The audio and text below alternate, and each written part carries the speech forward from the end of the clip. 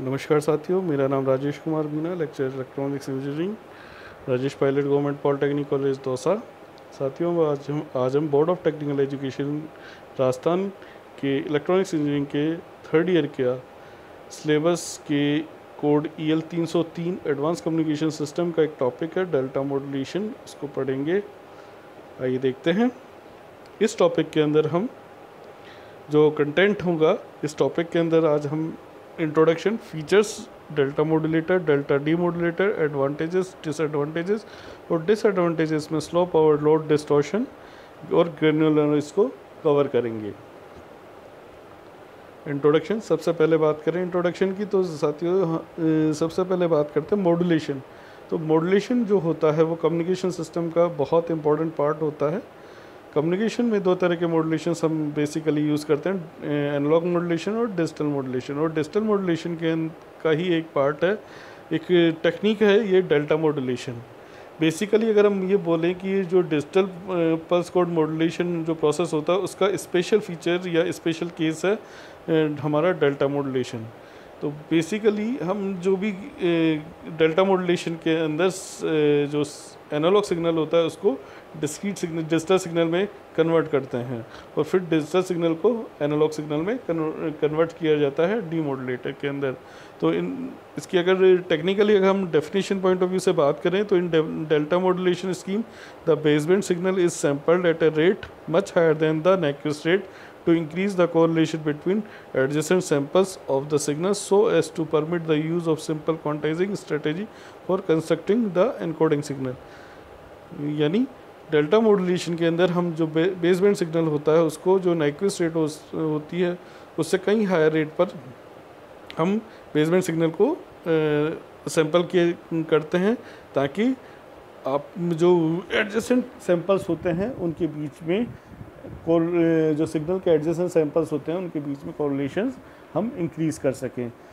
ये ऐसा इसलिए किया जाता है ताकि हम जब इसके लिए एक एनकोडेड सिग्नल बनाएंगे, कंस्ट्रक्ट करेंगे तो उसके लिए क्वांटाइजिंग स्ट्रेटेजी को हम फॉलो कर सकें, सिंपल क्वांटाइजिंग स्ट्रेटेजी को हम फॉलो कर सकें।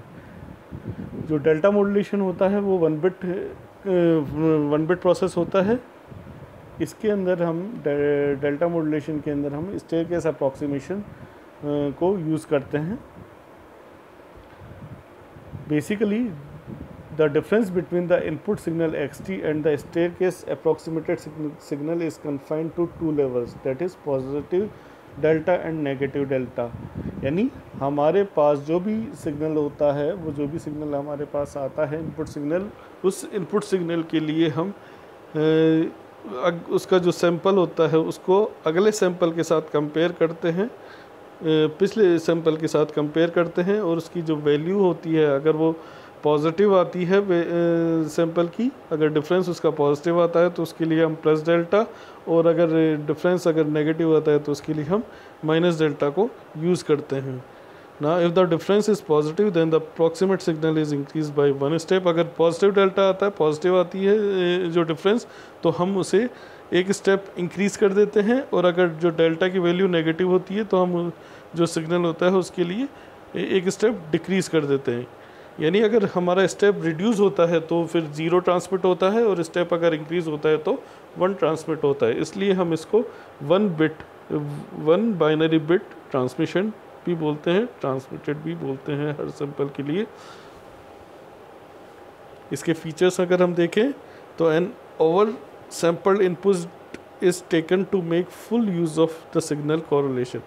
हम सिग्नल कोरिलेशन का पूरा यूज़ करने के लिए हम ओवर सैंपल्ड इनपुट्स को यूज़ करते हैं। जो क्वांटाइजेशन डिज़ाइन होती है वो सिंपल होती है।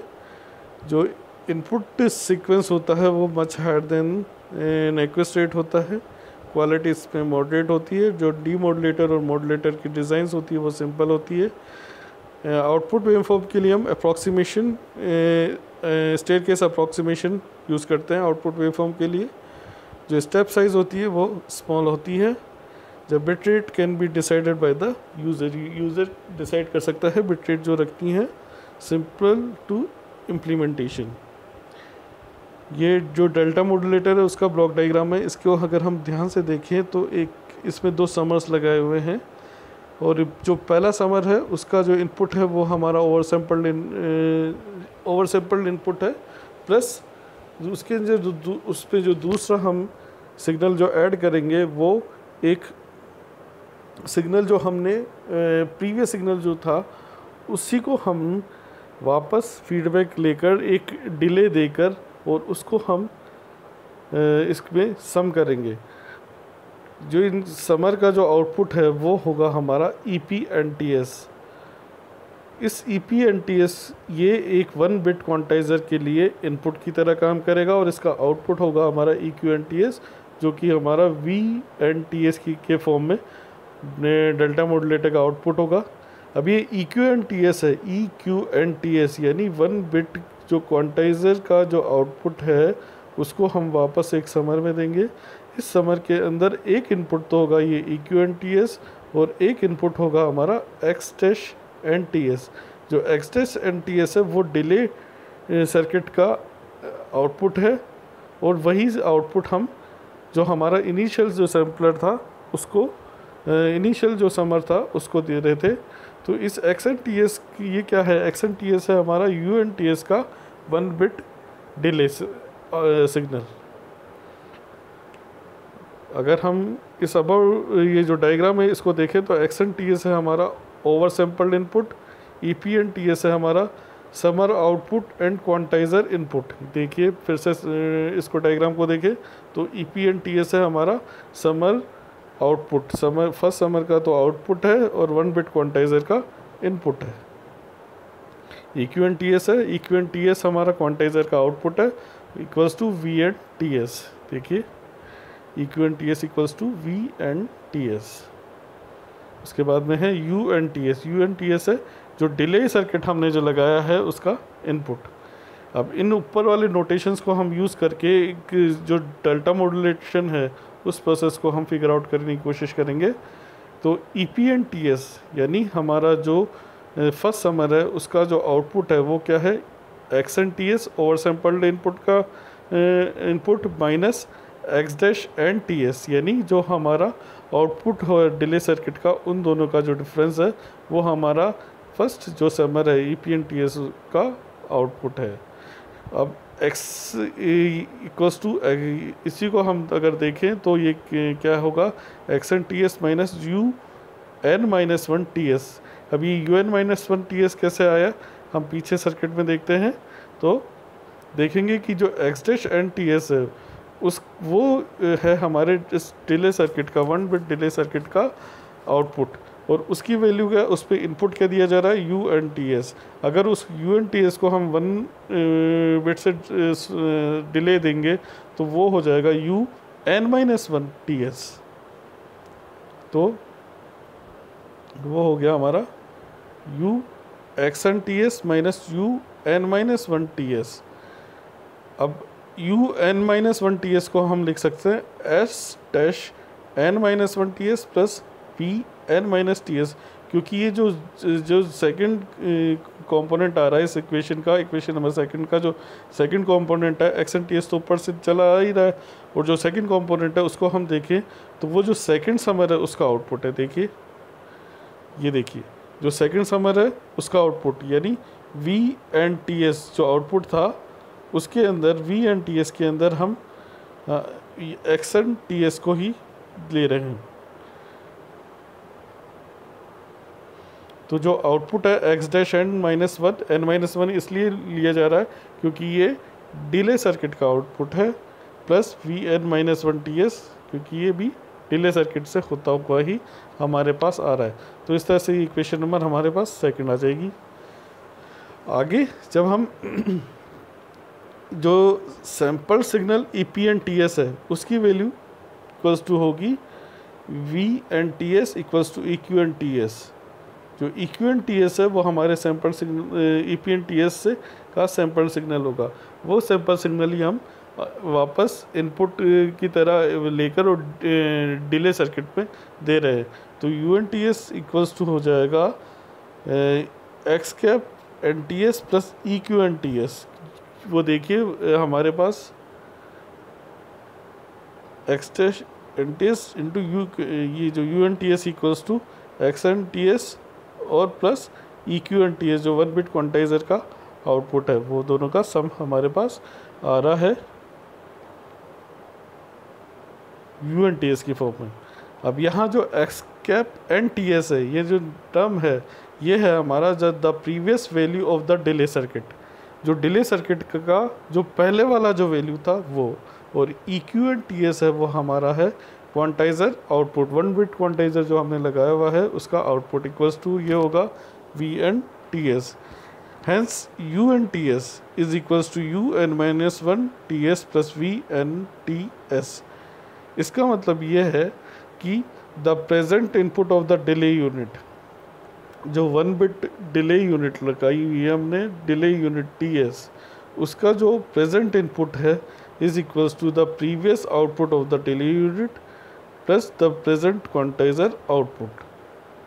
जो प्रेजेंट क्वांटाइज़र आउटपुट है प्लस जो प्रीवियस आउटपुट का delay output of the delay unit, दोनों का एडिशन होगा हमारा present input of the delay unit. Delay unit के अंदर जो प्रेजेंट इनपुट होगा वो पहले वाले जो आउटपुट है डिले यूनिट का प्लस क्वांटाइज़र का आउटपुट। अब इसको हम एक्यूमुलेशन के लिए अगर हम ज़ीरो माने, assuming zero condition of accumulation, तो u N T s equals to sample of summation j equals to 1 to n signal e p and j T s, और accumulated version of d m equals to sample summation j equals to 1 to n v j T S.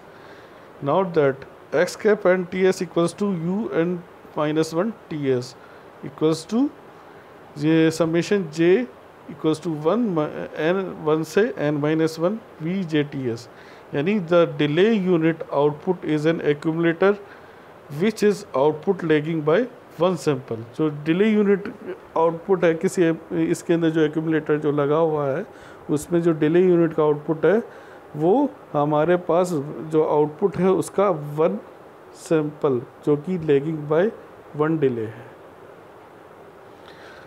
अब हम बात कर रहे थे आगे, इसको देखिए तो स्टेयर केस अप्रॉक्सीमेशन कैसे है कि staircase approximated waveform will be the output of the delta modulator with the step size as delta.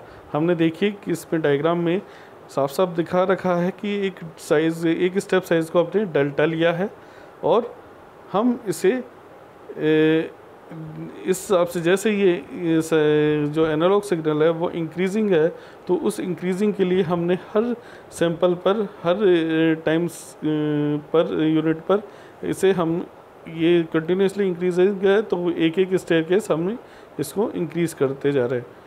The output quality of the waveform is moderate. अब उसके बाद भी देखिए ये बिल्कुल हाईएस्ट पोजीशन पे आ गया, उसके बाद भी डिके हो रहा है, तो ये डिके होने के लिए भी 1 स्टेप हमने डिक्रीज़ करते जा रहे हैं। तो ये इस तरह से हमारा जो डेल्टा मॉड्यूलेटर होता है उसका आउटपुट हमें मिल जाता है। अब इसका जो डी मॉड्यूलेटर है उसको देखें तो the D modulator comprises of A low pass filter, A summer and a delay circuit. जो डिले मॉड्यूलेटर होता है उसमें एक लो पास फिल्टर होता है, एक समर होता है, एक और एक डिले सर्किट होता है। देखिए एक लो पास फिल्टर, एक डिले सर्किट और एक समर होता है। The predictor circuit is eliminated here and hence no assumed input is given to the demodulator. इसके अंदर कोई अज्यूम्ड इनपुट नहीं दिया जाता है। The binary sequence will be given as an input to the demodulator. इसके अंदर जो डीमॉड्यूलेटर होता है उसका जो इनपुट होता है वो बाइनरी सीक्वेंस होता है 0101 की फॉर्म में, जो हमने डेल्टा मॉड्यूलेटर से लिया था, और जो हमने स्टेयरकेस बनाई थी उस स्टेयरकेस के हिसाब से जो 0 और 1 का जो सीक्वेंस आएगा उस 0 और 1 के सीक्वेंस के को ही हम यहाँ इनपुट दे रहे हैं।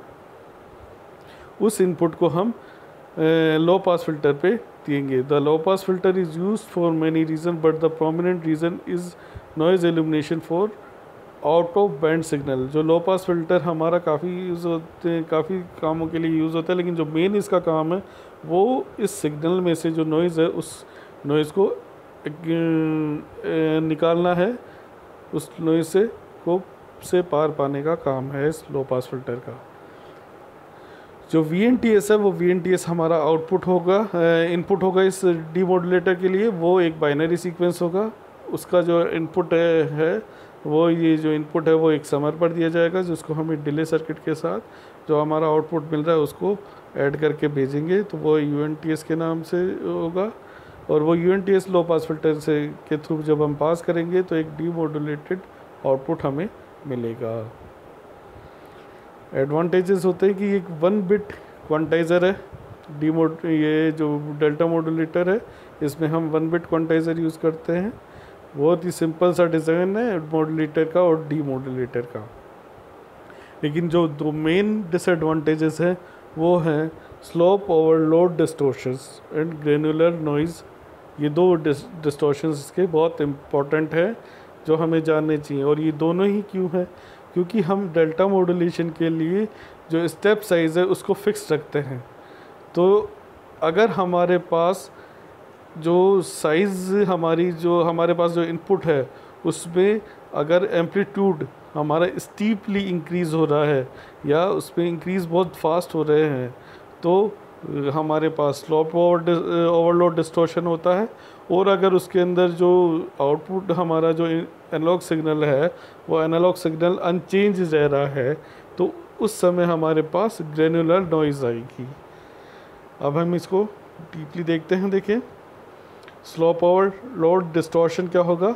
If the input signal amplitude changes fast, the step by step accumulation process may not catch up with the rate of change.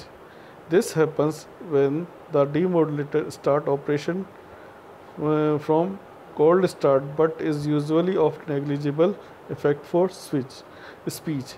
यानी जब हमारा इनपुट सिग्नल का जो एम्पलीट्यूड है वो बहुत फास्ट चेंज हो रहा होता है तो हमारा जो ये स्टेप बाय स्टेप एक्यूमुलेशन जो प्रोसेस है वो उसको कैच नहीं कर पाता है, उसकी रेट ऑफ चेंज के साथ हमारा वो चेंज नहीं हो पाता है। तो उस दौरान हम उस जो इंक्रीज़ है एम्पलीट्यूड के सिग्नल के अंदर इंक्रीज़ है उस इंक्रीज़ को हम कॉप अप नहीं कर पाते और उसके लिए हम कोई कोड डिसाइड नहीं कर पाते हैं। तो ये होता है हमारा slope overload distortion. However, if this phenomena occurs frequently over a short the quality of the received signal suffers। अगर हमारा ये फिनोमेना हमेशा मतलब ये फ्रिक्वेंटली होता है तो ये हमारी ऑब्वियस है कि हमारी जो क्वालिटी होती है रिसीव सिग्नल की उसको हमारे पुअर करता है। Receive signal is said to suffer from overload slope overload distortion. और हमारा जो ये जो प्रोसेस होता है या जो रिसीव सिग्नल होता है उसे हम बोलते हैं स्लोप ओवरलोड डिस्टॉर्शन से अफेक्टेड हमारा ये जो सिग्नल है। अब इसकी रेमेडी ये है कि हमें जो स्टेप साइज़ है उसको इंक्रीज़ करना पड़ेगा। अगर हम इसको इंक्रीज़ करते हैं तो सेकंड प्रॉब्लम हो जाती है वो है हमारा ग्रेनुलर नॉइज़। अब देखिए, हमने दो चीज़ें होती है, अगर हमारा जो इनपुट सिग्नल है उसमें एम्पलीट्यूड का जो वेरिएशन है वो वेरी हाई है, बहुत तेज़ी से इंक्रीज़ हो रहा है तो स्लोप ओवरलोड डिस्टॉर्शन होगा। और अगर वो ऑलमोस्ट नेग्लिजिबल इंक्रीज़ या डिक्रीज़ के साथ है यानी स्टेबल सी कंडीशन में, सपोज़ हमने कोई वॉइस ट्रांसफॉर्मेशन वॉइस को हमने ट्रांसमिशन करना चाहते हैं और जहाँ पॉजेज़ और फुल स्टॉप आते हैं उस जगह पर हमारा क्योंकि कोई सिग्नल नहीं होता उस समय जो एम्पलीट्यूड होता है उसके अंदर वेरिएशन बहुत ही स्मॉल होता है तो उस समय हमारा जो ट्रांसमीटर है वो 0101 की फॉर्म के अंदर सिग्नल ट्रांसमिट करता है। यहाँ क्या है कि 0101 की स्ट्रीम जो चल रही है लेकिन यहाँ कोई सिग्नल होता नहीं है, इसलिए हम इसको ग्रेनुलर नॉइज़ बोलते हैं। अब इसको देखें, अगर टेक्निकली हम देखें तो if the step size is made arbitrarily large to avoid slope overload distortion.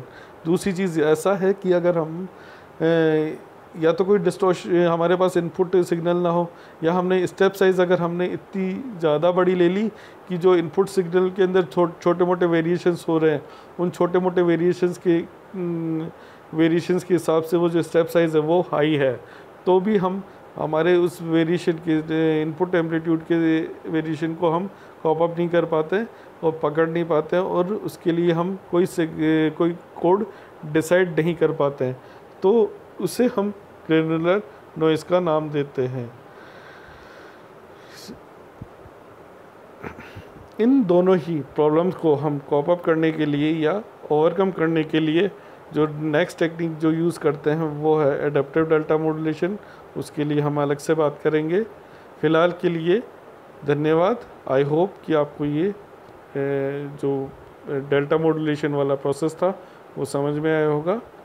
धन्यवाद।